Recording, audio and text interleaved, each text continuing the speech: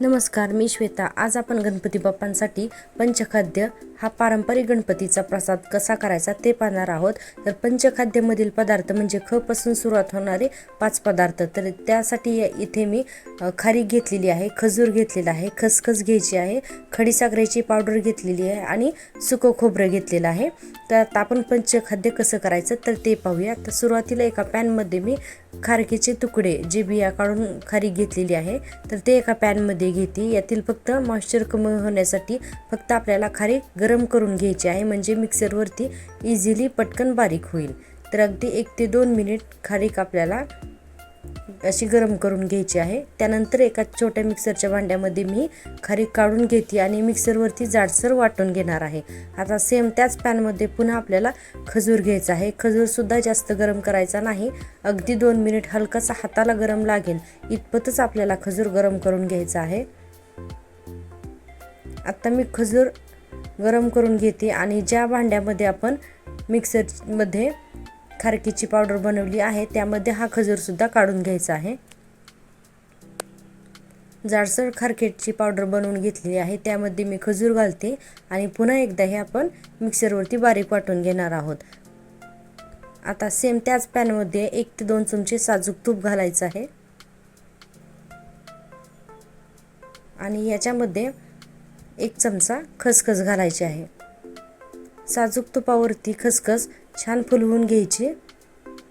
पंचखाद्यामध्ये खसखसीची चव खूप छान लागते. आता याच्यामध्ये घालायचे आहेत ड्रायफ्रूट्स. ड्रायफ्रूट्स इथे ऑप्शनल आहेत, यामध्ये तुम्ही किशमिशसुद्धा घालू शकता.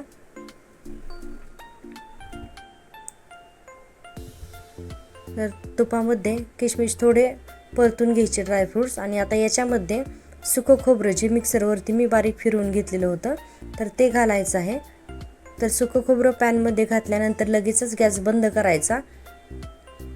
या ठिकाणी आपल्याला सुकं खोबरं भाजून घ्यायचं नाही आहे, फक्त गरम पॅन आहे आणि तूपसुद्धा यातील गरम आहे म्हणून सुकं खोबरं घातल्यानंतर पटकन याला फक्त आपल्याला हलकंसं भाजून घ्यायचं आहे. आता यामध्ये खारीक आणि जे आपण खजूर बारीक केलेला होता मिक्सरवरती तर तो घालायचा आहे. तर गॅस बंद आहे, फक्त पॅन गरम आहे म्हणून आपण यामध्ये खजूर, खारीक आणि सुकं खोबरं हे तिन्ही सुद्धा घातलेलं आहे आणि याला छान नुसतं परतून घ्यायचं आहे. परतून झाल्यानंतर हे मिश्रण एका ताटामध्ये थंड करायला ठेवायचं आहे. आता याला मी पसरून घेते. 10 मिनिटानंतर हे मिश्रण संपूर्णपणे थंड होतं.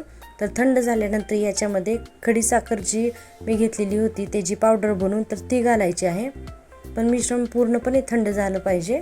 तर थंड झाल्यानंतर खडीसाखर घालायची आणि आपण याला पुन्हा एकजीव करून घेणार आहोत. तर पारंपरिक पदार्थ पंचखाद्य तयार आहे.